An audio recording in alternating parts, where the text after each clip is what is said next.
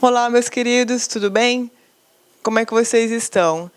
Gente, olha só, vou falar um pouquinho hoje sobre algumas questões vinculadas à teoria da pena. Hoje a gente vai conversar de forma mais específica sobre a segunda fase, sobre a questão das atenuantes e agravantes. Mas antes da gente começar a falar sobre essa segunda fase, o que nós temos que nos recordar, né? Então, para aquele aluno, para aquele estudante que ainda tem um pouco de dificuldade com relação a algumas nomenclaturas, então eu vou fazer essas considerações iniciais. O que nós temos, né? Então, nós trabalhamos dentro do sistema de dosimetria da pena, do sistema trifásico, né, com uma margem de pena. Ou seja, nós, a partir da capitulação de determinado crime, vamos saber qual é a pena cominada. E a partir da cominação dessa pena é que nós vamos saber quanto é de pena que nós temos para fragmentar, para dividir ao longo dessas três fases. Então, por exemplo, furto qualificado, pena 2 a 8 anos. Então, você, na sua metodologia de cálculo, no momento de efetuar o cálculo, você vai constatar que sua pena mínima é 2 e a máxima é 8. Ou seja, você vai ter uma margem de trabalho, né, entre 2 a 8 anos para distribuir ao longo das três fases. E essa distribuição, meus queridos, ela se dá basicamente a partir, né, das formas do contexto fático pelo qual vai se revestir o seu crime qualificado, como no nosso exemplo, ou às vezes até mesmo o seu crime simples. Então, exemplo, homicídio simples, pena, reclusão de 6 a 20. Então, você sabe que no momento de calcular essa pena, você vai ter ali uma margem de pena entre 6 e 20 anos para distribuir ao longo das três fases. Então, veja que, sendo o crime simples ou sendo o crime qualificado, você vai ter ali, dentro do contexto vinculado ao verbo do tipo, várias circunstâncias, ou seja, situações que eventualmente podem ou não estar presentes no seu crime e que vão igualmente caracterizar a dosimetria de determinada forma, na medida ou muitas vezes pela natureza dessa circunstância. Então, melhor dizendo, né, pratiquei um crime de roubo mediante o emprego de arma de fogo. Então, veja, a essência do crime de roubo, né, cuida da subtração mediante o emprego de violência ou grave ameaça à pessoa, de coisa alheia móvel, artigo 157, caput. Essa circunstância, né, esse fato, utilização de arma de fogo, que está vinculado a essa narrativa, nesse crime, é caracterizado como uma causa de aumento de pena, também denominada de majorante pela parte geral. Então, veja você que, muitas vezes, determinadas circunstâncias que se vinculam ao verbo do tipo, ora vão qualificar esse crime, ora vão aumentar ou diminuir a pena desse crime e, portanto, vai incidir na terceira fase, ora vai agravar ou atenuar essa pena, portanto, na segunda fase, ora vai se caracterizar como uma circunstância judicial, ali, então, na primeira fase. Então, vejam vocês que o sistema trifásico, em todas as três, né, fases, nós lidamos, né, unicamente com circunstâncias que são nominadas de agravantes ou majorantes ou qualificadoras a critério do legislador. Por que é que ele nomina de forma diferente determinadas categorias de circunstâncias? Porque ele entende que, dessa forma, nós vamos conseguir mapear, no momento da aplicação da pena, em qual fase aquela circunstância ela vai ser inserida. Então, por exemplo, suponhamos que eu tenho um crime de furto simples, artigo 155, caput do Código Penal. Vejam vocês que o autor do crime, ele confessou a prática do furto. Então, veja, a confissão, ela é uma circunstância que permeia o crime de furto. Concordam? Ela poderia ou não estar presente dentro do contexto do furto. E como ela está presente, o legislador entendeu que essa circunstância, o denunciado ter confessado, ela vai interferir na aplicação da pena, no cálculo da pena, exatamente na segunda fase, visto que o legislador nomina esse fato, a confissão, como a circunstância atenuante preponderante. Então, veja que como a confissão recebeu a nomenclatura de atenuante, você já sabe que ela vai incidir na segunda fase. Por outro lado, suponhamos que eu tenho um crime de homicídio mediante emprego de fogo. Então, essa circunstância, emprego de fogo, no crime de homicídio, ela vai caracterizar, meus queridos, uma qualificadora. Então, você naturalmente já sabe que a sua pena para o cálculo não vai ser aquela, que incide no caput de 6 a 20, mas sim aquela que incide no parágrafo 2º, ao final do inciso 7º, que é uma pena de reclusão de 12 a 30 anos. Então, veja que, ora, determinada narrativa que vai permear o contexto criminoso, o verbo do tipo, ora qualifica seu crime, ora aumenta seu crime, ora agrava seu crime, ora, vai ser uma circunstância judicial desfavorável do seu crime. E veja, você vai saber quando considerar determinada circunstância na terceira, na segunda, na primeira como qualificadora, de acordo como, da forma como o legislador traz isso no próprio Código Penal. Ok? Então, veja que em todas as 3 fases, nós lidamos com circunstâncias, mas cada uma recebe um nome diferente pelo Código, para que nós saibamos onde é que essa determinada circunstância vai ser aplicada ao longo do sistema trifásico. Tudo bem? Então, por exemplo, se eu pratico um furto mediante concurso de pessoas, isso é uma qualificadora. Então, eu já sei que a minha pena para trabalho, a minha pena para cálculo é de 2 a 8 anos.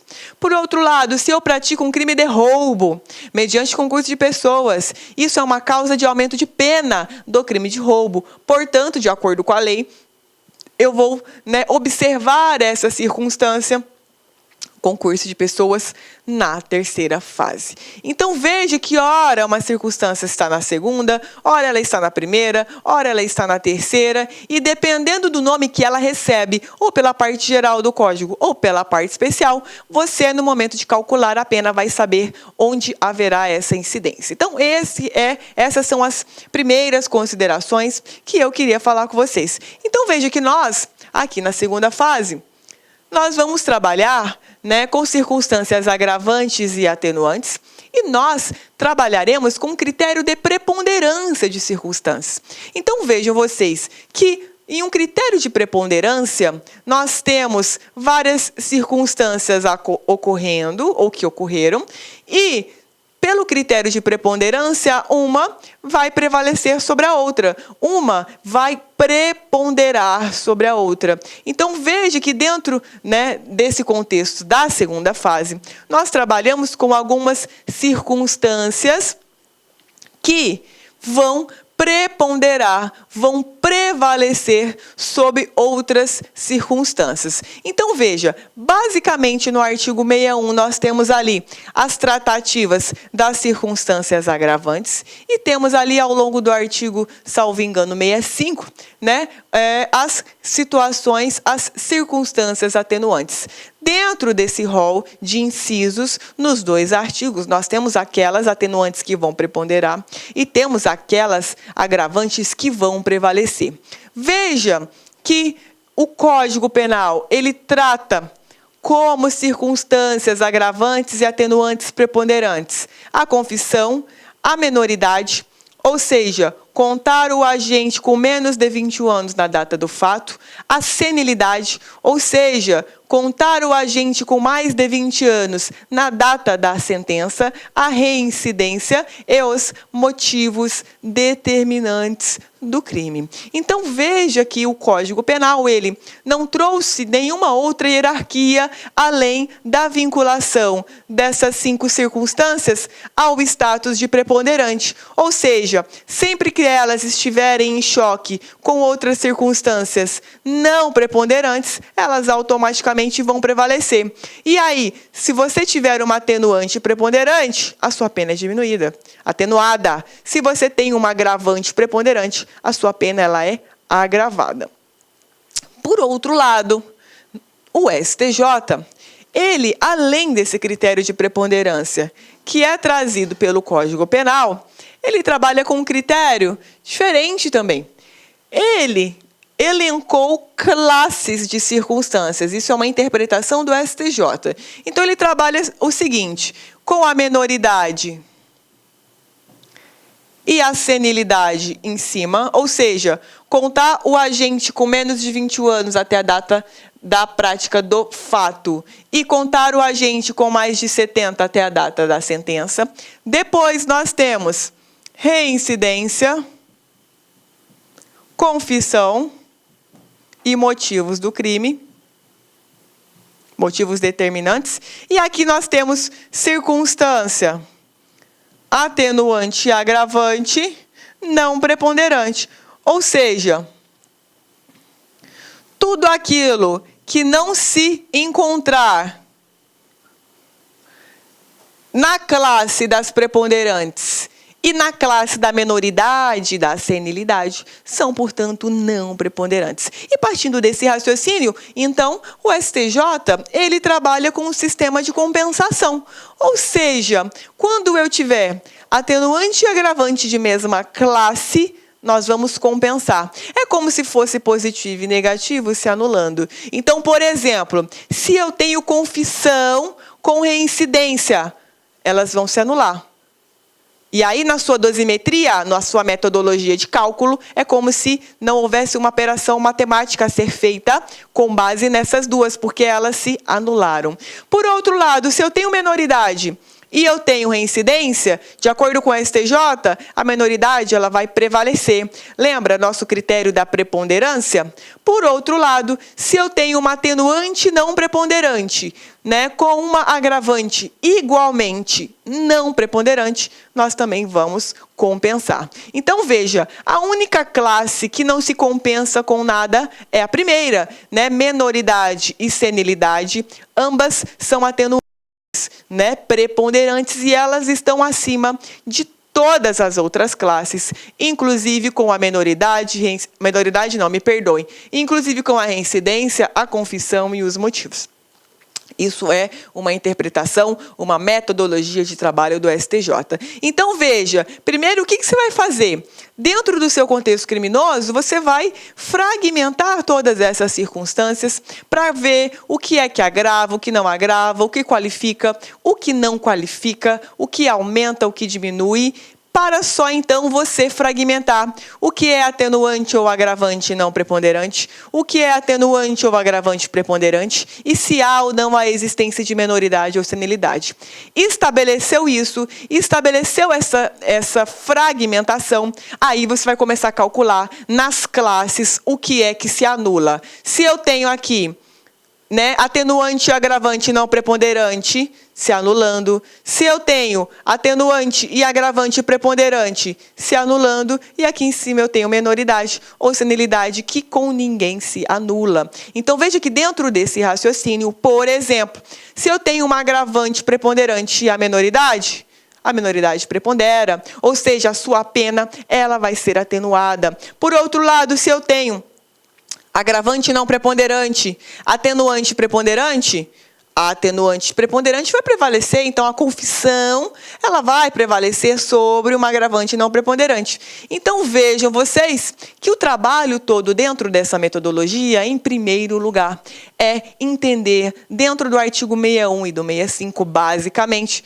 o que é reincidência, mapear como preponderante, confissão, mapear como preponderante, menoridade, senilidade, mapear como preponderante e motivos determinantes do crime como preponderante. Então, veja que ao longo dos incisos e alíneas, aí sim você vai, né, fazer esse mapeamento. Lembrando que os motivos determinantes do crime, eles muitas vezes, ao longo do 61 e ao longo do 65, eles não são trazidos com a nomenclatura. Motivo, tá? Você vai ter uma narrativa e dessa narrativa você vai ter que constatar que aquilo nada mais é do que o motivo. Então, por exemplo, você vai ver lá no 61, inciso 2º, a linha A, motivo fútil, motivo torpe. Então, portanto, você já sabe que se a pessoa praticar o crime imbuída por um desses motivos, com exceção do crime de homicídio, que é um crime especial, e essa circunstância no homicídio qualifica, você já sabe que isso é uma circunstância preponderante. Por outro lado, por exemplo, ainda ali no 61, você vai ver que lá tem uma hipótese assim: quando a gente pratica o crime para assegurar a ocultação, a vantagem, a impunidade de outro crime. Veja, isso é um motivo, é algo pelo qual você vai se sentir, né, motivado a praticar a conduta. No entanto, né, nós não temos o nome, a descrição motivo. Então, você tem que, partindo da análise, entender que se por acaso o crime no qual você se debruça, o crime no qual você vai sentenciar, se ele foi praticado para assegurar a ocultação, para assegurar a vantagem, para assegurar a impunidade de outro crime ou não. Se ele foi praticado nessas circunstâncias, você já sabe que isso é motivo e que, portanto, isso é algo preponderante. Então, dentro desse critério da segunda fase, a sua maior dificuldade vai ser justamente mapear ali dentro dos motivos o que é e o que não é preponderante. Tudo bem? Feito esse exercício, aí sim você vai jogar cada uma delas na sua respectiva classe, vai compensar e aí vai ver o que sobra e o que não sobra. Então, o nosso critério seria, né, menoridade, depois preponderantes e depois não preponderantes.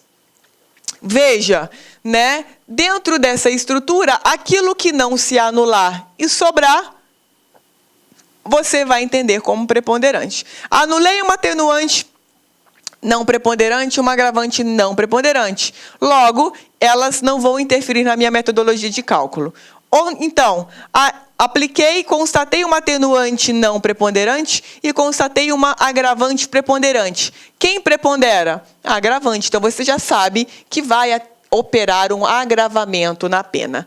Aqui na segunda fase, o STJ trabalha com uma fração base de 1/6, ok? Então, ele traz essa diretriz, ele traz essa orientação no tocante à aplicação, à metodologia de cálculo a ser utilizada ali na segunda fase, ok? Então, vejam vocês que depois só de toda essa operação, de quem prepondera ou não sobre si, ou do que prepondera ou não sobre o outro, desculpem, é aí então que você vai passar a utilizar o cálculo, se para aumentar 1/6 ou diminuir 1/6. Claro que essa minha aula de hoje, na verdade, são conceitos básicos. Nós temos dentro desse critério adotado pelo STJ algumas variáveis que depois, em um momento oportuno, eu venho trazer aqui para vocês. Mas por hoje, basta que você entenda sobre o critério da preponderância e sobre a necessidade de classificar os motivos que estão soltos ao longo do 61 e do 64 como sendo, né, preponderantes, para que você consiga alocar na mesma classe, né, as circunstâncias pretendidas para o critério de anulação. Tudo bem, gente? Espero que vocês tenham gostado. Por favor, inscrevam-se no canal. A gente se vê por aqui e até mais.